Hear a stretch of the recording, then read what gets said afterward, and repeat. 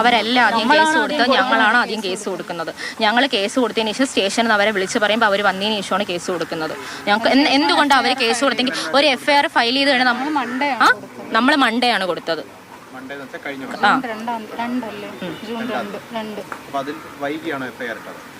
നമുക്ക് അന്ന് രാത്രിയാണ് അവർ FIR ഇട്ടത്. അവരുടെ FIR ഇട്ടിട്ട് നമുക്ക് അതിന്റെ ഡീറ്റെയിൽസും തരുന്നില്ലായിരുന്നു.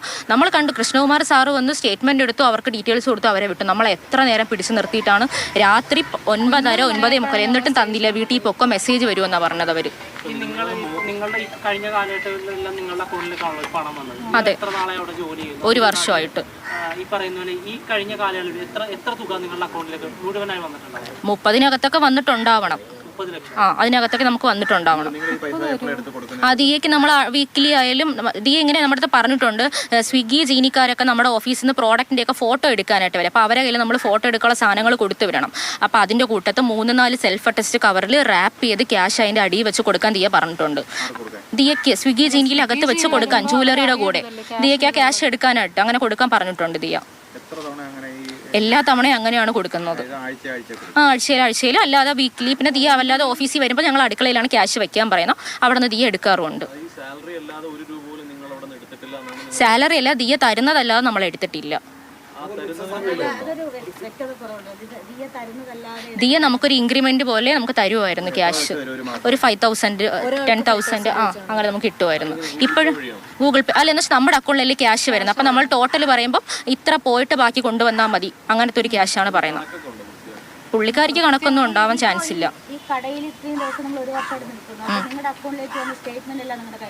ഞങ്ങളുടെ ഇല്ല, അവരേലും ഉണ്ട്. നമ്മുടെ ഇപ്പോൾ എടുത്താൽ നമുക്ക് എടുക്കാൻ പറ്റും. ഉണ്ട്. നമ്മുടെ ബാലൻസ് ചെക്ക് ചെയ്യുമ്പോൾ നമുക്ക് എത്ര ഉണ്ടെന്നുണ്ട്. അപ്പം അവർ പറയുന്ന പോലെയൊന്നും ഇല്ല.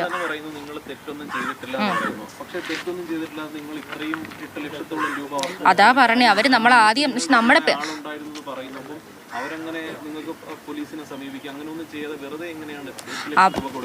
അവരെ ആദ്യം നമ്മുടെ പറഞ്ഞ നമ്മുടെ ഫോട്ടോസ്, കാരണം അവരിപ്പോൾ ഒരു സ്റ്റാറ്റസ് അന്ന് ഇട്ടിരുന്ന് കസ്റ്റമേഴ്സ് നമ്മളെ സ്റ്റാഫ് സ്കാം ചെയ്തിട്ടുണ്ട്, സ്റ്റാഫിന്റെ അക്കൗണ്ടിൽ ആരൊക്കെയാണ് പേയ്മെന്റ് ചെയ്തത് അവരൊക്കെ നമുക്ക് സ്ക്രീൻഷോട്ട് അയക്കാൻ വേണ്ടി അവർ അയച്ചിട്ടുണ്ടായിരുന്നു. അപ്പോൾ സ്റ്റാഫിന്റെ അക്കൗണ്ടിലാണല്ലോ കൂടുതലും പേയ്മെന്റ് അവിടെ വന്നത്. ഇപ്പോൾ ആ സ്ക്രീൻഷോട്ടാണ് ഇപ്പോൾ ആരായാലും നമ്മുടെ ചോദിക്കും, നിങ്ങൾ ക്യാഷ് ആയിട്ട് കൊടുത്തതിന് തെളിവ് എന്താണെന്ന്. അപ്പം ഞങ്ങളുടെ ഗൂഗിൾ പേയിൽ വന്നതിന് മാത്രമല്ലേ തെളിവുള്ളൂ. അപ്പോൾ ദിയനെ ഞങ്ങൾ പേടിച്ചു. ദിയ ഞങ്ങൾ ആ ഓരോ ടൈമായിട്ട് ഇങ്ങനെ സ്റ്റോറി ഇട്ടുകൊണ്ടിരിക്കുവായിരുന്നു ദിയ, ഇൻസ്റ്റാഗ്രാമിൽ, യൂട്യൂബിലായിട്ട്.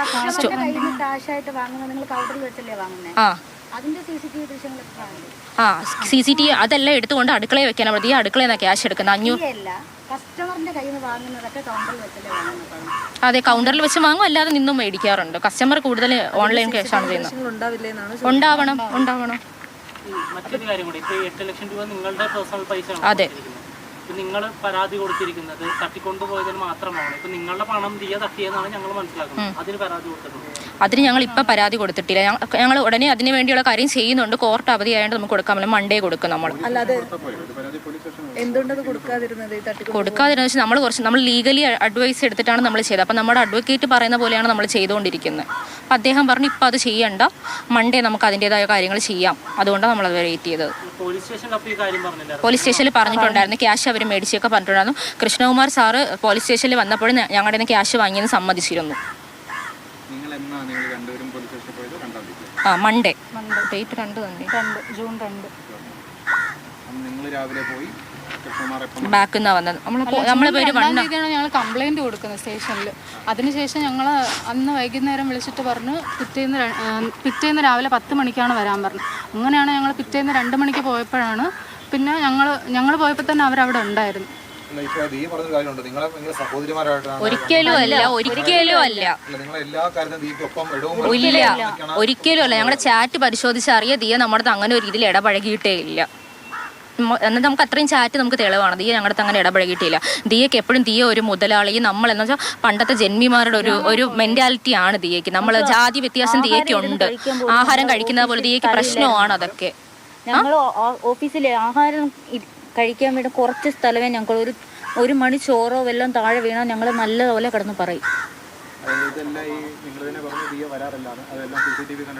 അതെല്ലാം CCTV കാണുന്ന ഒരാൾ എങ്ങനെയാണ് ഈ ഒരു വർഷമായിട്ട് പേയ്മെന്റ് മാത്രം കാണാതെ പോയെന്നാണ് ഞങ്ങൾ കസ്റ്റമേഴ്സ് അത്രയും വരുന്നത് വരെ CCTVയിൽ വിസിബിളി കാണാം. ദിയയുടെ റീസെന്റ് ഉള്ള സ്റ്റോറീസ് ഒക്കെ പരിശോധിക്കുകയാണെങ്കിൽ ദിയ ഹാപ്പി കസ്റ്റമേഴ്സ് എന്ന് പറഞ്ഞാൽ കസ്റ്റമറൊക്കെ നമ്മുടെ ഷോപ്പിൽ തിങ്ങി നെരുങ്ങിയിരിക്കുന്നതിൻ്റെയൊക്കെ സ്റ്റാറ്റസ് ഇടാറുണ്ട്. അപ്പോൾ ഇത്രയും കസ്റ്റമേഴ്സ് വന്നപ്പോൾ ഒന്നും വാങ്ങിയില്ലെന്ന് ദിയ ചിന്തിക്കുന്നില്ലേ അവിടെ? അപ്പോൾ എന്തുകൊണ്ടാണ് ഞങ്ങൾ മാറുന്ന ദിവസം വരെ വെയിറ്റ് ചെയ്ത് അന്ന് അവർക്ക് പരാതി വന്നത്? നമ്മൾ മാറി, ഞങ്ങളെ മുന്നിൽ ജോലി നിർത്തി.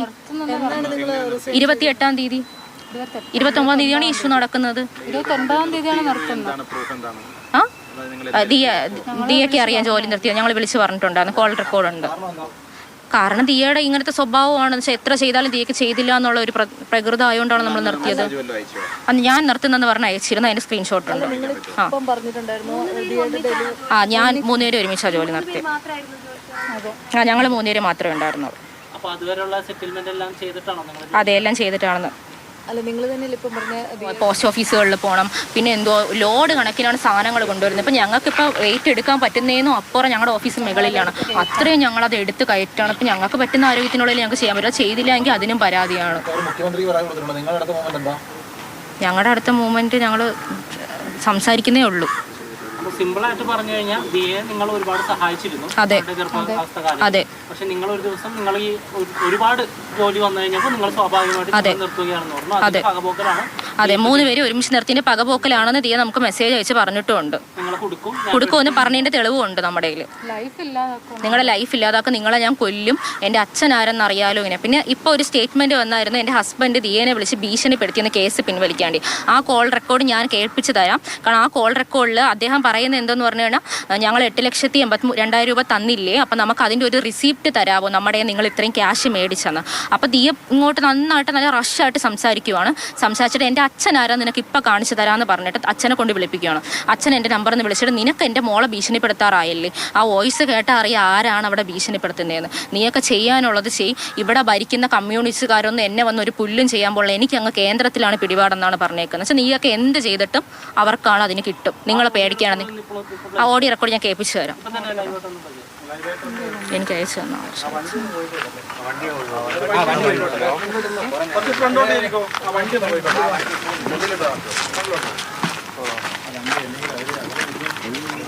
വണ്ടി പോലെ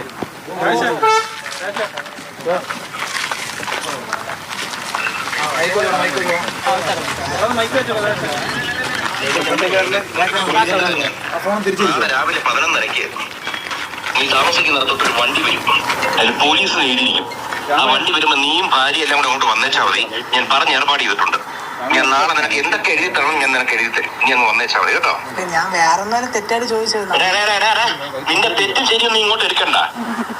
നീ എന്റെ മോളെ ഇപ്പൊ വിളിച്ചിട്ട് നീ അനാവശ്യം പറഞ്ഞില്ലേ? നീ എന്തോ വരട്ടി നോക്കണ? ഞാൻ ഒരു അനാവശ്യം പറഞ്ഞില്ല. അല്ലല്ല, പിന്നെ നീ എന്താ പറഞ്ഞത്? ഒരു സെക്കൻഡ് നിന്നോട് നീ റെക്കോർഡ് ചെയ്തോ, മൊത്തം റെക്കോർഡ് ചെയ്യും. അതിനെനിക്ക് പുല്ലാണ്. നീ എന്താ ഇപ്പൊ വിളിച്ചു പറഞ്ഞ നിനക്ക് പേപ്പർ എഴുതണ? ഏത് ചാനലാണ് വന്നത് നിന്നെ പറ്റി? നിന്റെ ഭാര്യയെ പറ്റി ഏത് ചാനലാണ് വന്നത്? ഞാൻ മറ്റേ നമ്മളെ ന്യൂസ് ചെയ്തോണ്ടല്ലോ, അതിൽ നോക്കിയപ്പോ ദിയ ചേച്ചി ഇങ്ങനെ ഇതായിട്ട് പറഞ്ഞ് ഒരു ഇതായിട്ടുണ്ട്. ഏതിലാണ്? ഏത് ചാനലാണ് വന്നേ? ഞാൻ പറഞ്ഞുതരാം. പിന്നെ വേറൊരു കാര്യം, ഇന്ന് ആരുടെയാണ് മറ്റേ എന്താ വെഡിങ് ആനിവേഴ്സറി ആരുടെയായിരുന്നു? ഇന്ന് വെഡിങ് ആനിവേഴ്സറി ഇല്ലായിരുന്നു. എന്താ ആരുടെയാണ് ഇന്ന്? ആരാണ് വിളിച്ചു? ഇതേ എന്ത് ചെയ്യേണ്ടത്? നീ ഇന്നലെ എത്ര രൂപ തന്നത്? ഇന്നലെ 8,72,000 ആണല്ലോ. ഇത് കണക്കെടുത്ത് ഞങ്ങള് 1 കോടി രൂപ ഒരുമിച്ച് ഇവിടുന്ന് പോയിട്ടുള്ള ക്യാഷും ഇവിടുത്തെ സാധനങ്ങള് എത്ര സാധനം പോയിട്ടുണ്ടെന്ന് കണക്കെടുത്ത് ഞങ്ങളിന്ന്. നിങ്ങള് വേറെ കച്ചവടം നടത്തുന്നത് ഇവിടുത്തെ സാധനം കൊണ്ടുപോയിട്ട് ഇവിടുത്തെ ഗസ്റ്റുകളുടെ കൂടെ നമ്പർ എടുത്ത് അവർക്ക് നിങ്ങൾ കച്ചവടം ചെയ്യുന്നല്ലേ?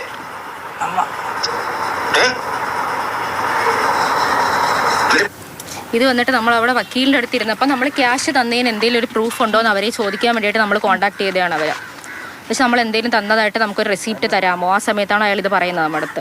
പിന്നെ ഈ ഫോട്ടോയിൽ കാണുന്നത് ഇയാളാണ് നമ്മുടെ അടുത്ത് പോലീസാണെന്ന് പറഞ്ഞ് നമ്മളെ കൊണ്ട് നിർബന്ധിപ്പിച്ച് സ്റ്റേറ്റ്മെന്റ് എഴുതിപ്പിക്കുന്നത്. ഇയാളുടെ പേര് സന്തോഷ് എന്നാണ്. ഇയാളുടെ വീഡിയോ ഉണ്ട്, ഞാൻ വീഡിയോ കാണിച്ചു തരാം. ഞങ്ങളെ കൊണ്ട് നിർബന്ധിപ്പിച്ച് 3 ചെക്കുകളായിട്ട് തരണമെന്ന് പറഞ്ഞ് ഇയാളെ എഴുതിപ്പിക്കുന്നതിന്റെ വീഡിയോ. അല്ല, ഈ 8,82,000 പോരാതെ 15 ലക്ഷത്തിന്റെ 3 ചെക്കുകൾ. ഞാൻ വേണമെങ്കിൽ അയാളുടെ വീഡിയോ റെക്കോർഡ് തരാം. ആ സന്തോഷമാണ്, അയാൾ പോലീസാണെന്നാ പറഞ്ഞത് നമ്മുടെ കയ്യിൽ. പിന്നീട് കൃഷ്ണകുമാർ സാറ് അല്ലാതെ വേറെ പോലീസ് വണ്ടി അങ്ങനെയൊന്നും ഇല്ലായിരുന്നു. പക്ഷെ ഇപ്പോൾ ആ ഓടിയിൽ അദ്ദേഹം ഒരു ഗുരുതര ആരോപണം ഉന്നയിക്കുന്നുണ്ടല്ലോ, 1 കോടിയിലധികം രൂപയുടെ സാധനം. പക്ഷെ അതിന് അവരുടെ അടുത്ത് തെളിവ് എവിടെ? 1 കോടിയുടെ എടുത്തതിന്റെ തെളിവ് എവിടെ? നമുക്ക് തെളിവല്ലേ ആവശ്യം.